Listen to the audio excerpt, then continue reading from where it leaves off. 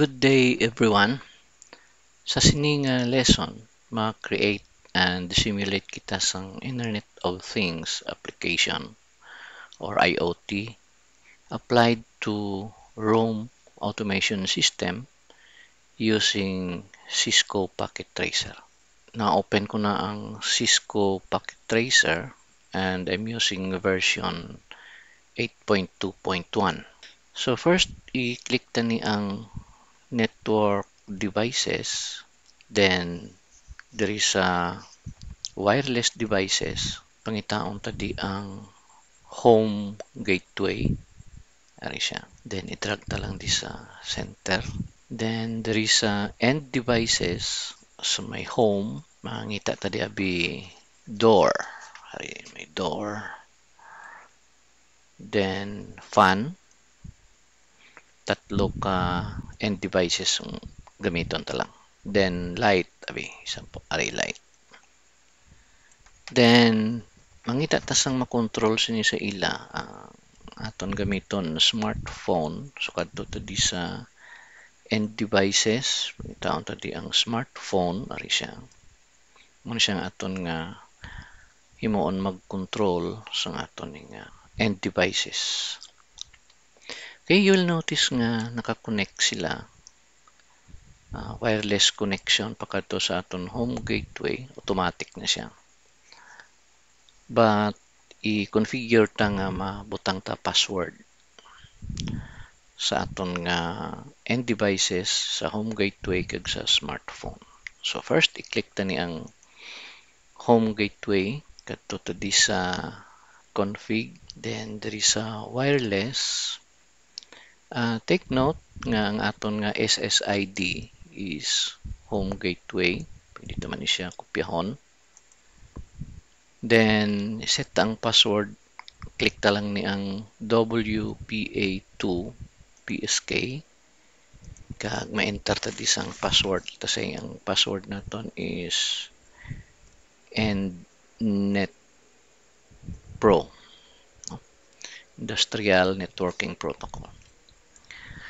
Be sure nga 8 characters na siya. Then there is aton nga iba't nga end devices. Naset na niya ang aton nga home gateway. Mo lang ng pinaka-importante nga settings. Ang SSID kag ang aton nga password. So i-close ta lang. Notice nga nadula na ang connection sa aton end devices sa home gateway tungod kay why ta pa niya ma-configure ang password nila nga magpareho sa home gateway. First, i-configure ta ni ang door. Okay, click ta lang ang door. So, una di sa specifications, take note nga may ang aton nga door pwede ma-open, ma-close, unlock, ma-lock, and then pwede ta ma-direct control using sa keyboard kag mouse, alt click on keyhole to lock or unlock, and then alt click naman on door to open or close. Then click ta di sa config, islang tabing display name niya sa door. So type ko lang di sa keyboard. Then dire sa IoT server, i-click ta ni ang home gateway. Kadto ta sa advanced, there is a IO config. Be sure nga ari na click nato ni ang PT IoT NM1W para sa wireless siya. So balik ta di sa config, there is a wireless. SSID niya is home gateway. Iset ang iya password. Click ta ni ang WPA2 PSK. Sundon tong password sang home gateway naton. So EndNet Pro. Okay na siya. So liwat ang SSID is home gateway. Password ara na. And pwede ta na ni ma-close, no? Ay, by the way, check ta ni gali ang kung why ni naka-on. Ang aton port status dapat naka-on. Okay, close. Ano ihan matabo di? Lat-lat lang ta. Ma-establish na di siya connection. Yes, ari na. May connection na tungod kay sakto ng password. So next kadto ta sa light, i-click ta lang niliwat ang light pareho to sang ginimo ta sa door. Tanawon ta di ang iyang specifications. Ang aton kuno nga light pwede off, dim, on, then direct control alt click man gyapon. Next, click ta ni ang config. Display name is lang tabi siya sa light. Kadto ta sa config. Diri sa may IoT server. Click ta ni ang home gateway. Click tang advance. IO config. Be sure arita sa PTIOTNM1W. Okay. Click ta di sa config. Wireless. Be sure ang SSID home gateway. Click WPA2PSK. Set atong password and net pro. Okay na siya. Close. Widugay may connection naman yung aton lights sa home gateway. Yes, ara na. Ang fan. The same procedure. Tanawon tani ang specifications. May ara siya off, low speed, high speed. Okay. Config, click tang config, display name, change ta siya bisa fan. Then IoT server, home gateway. Sige, advance ng tao na. Advance, IO config, sure ko lang na PTIOTNM1W. Balik sa config, wireless. Sure ko SSID home gateway. WPA2PSK. Password na is and net pro. Okay na. So, close. Ano ta? Establish ni siya connection. Yes, sara na. Now, ang dason, ang aton nga smartphone, i-click ta ni. Then, the same, kadto ta di sa configure. Okay lang yung smartphone 0. Then, kadto ta di sa wireless. Are, ang SSID, dapat islanta ni ang default sa tungin kapita kay ina nga home gateway. Then, iset naman iya password. Pareho gito kay na. And net pro. So, next, kadto ta sa desktop. Click ta ni ang IoT monitor. Kay maset kita sang condition kung anong magkalatabo sa aton nga door, light, and the fan. Now, mangayo siya anay ko ano, ang IoT server address. Okay lamang ni siya, no? Wait naman to ginislan. Username, password, admin lang. So, malagin ta na. Kung saktong connection sang aton to tatlo ka end devices, makita ta na di siya sa aton nga IoT server devices, naka-green ang aton nga door, light, kag fan. So, kung click ko ni, may ari di siya option nga unlock, lock. Ang para sa door, ang sa light naman ang status. Kung naka-off, dim, kag on. Ang fan naman kung off, low, kag high. So, aton nga mo on, diri maka-click ta ni ang condition. Diri ta ma-set sang condition para sa action nga mo sang end devices naton. So, unahon ta lang ni ma-add lang ta sang aton nga rule. So, sa pag-add sang rule, unahon ta bi ang door, unlock. I-unlock ta ang door, assuming nga naka-lock siya, masulod ta sa balay. And then, i-open ta ang door. So, ngalanan ko lang para hindi ta malipat. Bi door, then unlock, then open. Enabled, so match all aton nga option diri. So, pangitaon ta di ang kwan, kadto ta di sa door, then taon tadi ang dason nga option. Door lock is unlock. Mutlingon gin-unlock ta ang door, i-set ta may action tadi nga himuon karon. Pero dapat idugangan ta ang kondisyon ta nga ang door unlock siya kag i-open. So door open is true, butsingon open ang door, may action nga himuon. So butsingon tanaw niya ni tanan ang if naton nga kondisyon, i-match niya ni tanan kag ihimuon niya ni ang action. So gin-click ko ning action, i-set ta karon ang gusto ta matabo. I-set ta ni ang light, ang status niya, let's say i-dim ta lang anay. Pag unlock sang door kag i-open, ano matabo sa light, i-set ya kuno ang light to dim. Okay? Then ano yang matabo sa aton nga fan? Let's say ang aton nga fan, i-set ta ang fan status niya to, let's say low. Abot ka sa abi imo pertahan sa balay mo, gin unlock mo ang door and then gin abrihan ang action ma dim ang light, dason ang imo nga fan ma andar siya sa low lang nga kwan nga speed. So okay na siya ang para sa door unlock open. Okay ko lang ni, then kita tadi ang summary sang aton nga ginhimo. No, hindi lang kaya muna ang aton nga action or ang kondisyon nga himuon ta. Madugang tabi kondisyon, so ma-add lang kadi.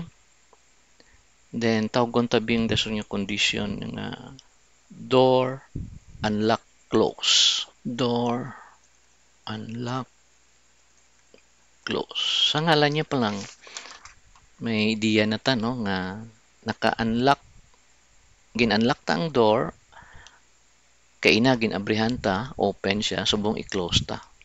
So after nga gin-close ta ang door, ano ayhan ang aton nga kondisyon or matabo sa aton nga fan kag sa light. So match all ang gyapon. Then ang aton himuon di is ang door open pero hindi true, false. Sa amo ni nga kondisyon, door open false, but silingon ang door sini is close kay hindi siya open. Madugang pagita isa ka kondisyon antes ta mag-set sang status sang fan kag sang light. Himuon ko ang door, siyempre ang iyang lock is i-unlock ko anay. Pwede nga open siya pero naka-lock. So this time open ang naka-close ang door pero naka-unlock. Bali nagsulod ka, ginabrihan mo, dason gin-close mo ang door pero naka-unlock. Door open false is close ang door. Kag door lock is unlock, obvious nga gin way ta pa gin lock nga aton nga door. So anong matabo sina sa sinang kondisyon? I-set ta ang aton nga fan abi sa status nga high.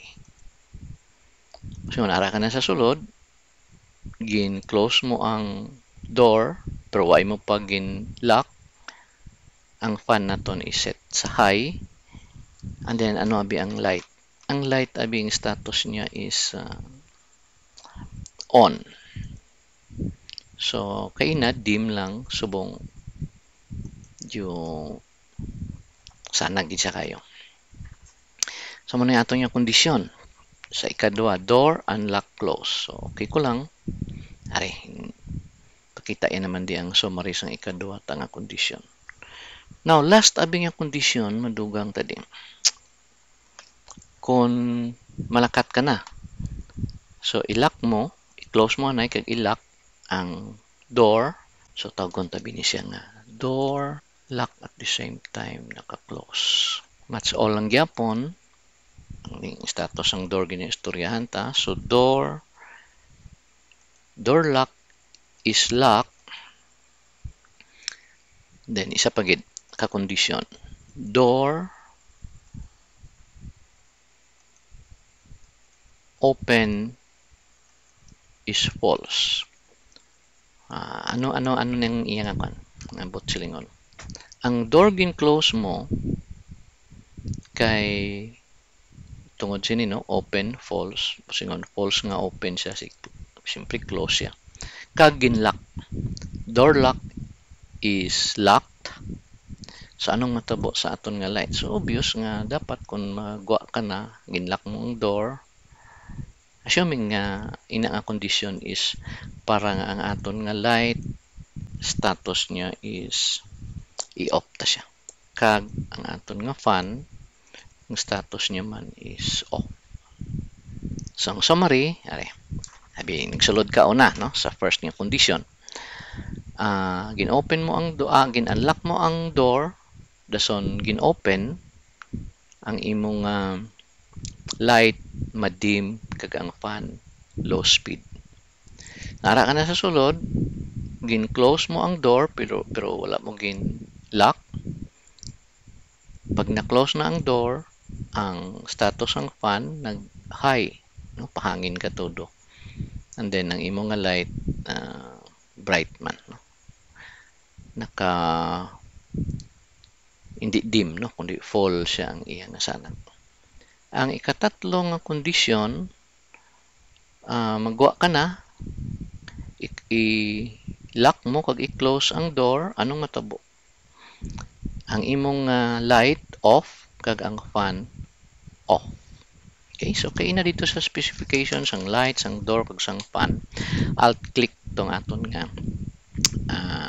control. So i-close ko lang ni. Okay, so ang aton nga smartphone is connected sa home gateway. So subong ari, mag-abot kabi sa imong pertahan nakakuha ni siya, open ni siya, naka-unlock ni siya, subong kay naka-green, no? Kung alt-click ko ni ang sa area, subong naka-lock ni siya kung naka-red. Assuming naka-lock pa na siya, nag-abot ka. So, you'll notice nga ang aton nga fan is way pag-aandar, ang light way man gasiga. Kita tana karon kung gaandar siya nga slow speed. May mga lines na din ari sa palibot niya, no? Isa kung magduha gani ka lines palibot niya full speed na iniya kung mag-on so bright ni sa may white na din nga background sa yellow ni. Okay, so nag-abot ta ang door aton nga i-unlock. So alt click diri sa red. Then i-open ta. So pag open, slow speed kag dim ang light. Pag close, ano expected ta kung i-close ko ni matudo ang andar sang fan kag ma-fully on ang aton nga light. So close. Okay. May duha sa ka lights, musingon baskog ni iya tiyog dason sanag ang aton nga light. Muna ikaduha nga kondisyon.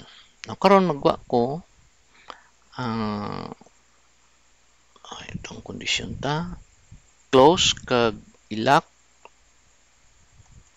So, patay ang fan, patay man ang light. Yan, ha? Balik ko. Akon nga i-unlock. Now, ang iniyang kondisyon, pag unlock, this is the same as ikaduha nga kondisyon nga naka-close kag naka-unlock. So, nag-andar ang akong electric fan sa full speed. Ang light ko ya is bright kayo. So, masulod na ko. Open. Alt-click sa door. So, pag sulod ko, hina-hina jutay ang fan, nag-dim ang light. Pero pag gin-close ko siya, kay ara na ko sa sulod, alt click sa door, todo naman andar sang pan, dason ang light, sanag na gid. So magwa ko, i-lock, i-open ko anay, alt click sa door, dason ara na ko sa gwa, close, and then i-lock. So expected, patay ang fan, patay ang light. Okay, so that ends sa aton nga simulation regarding the Internet of Things application or IoT applied to room automation system using Cisco Packet Tracer. Thank you very much.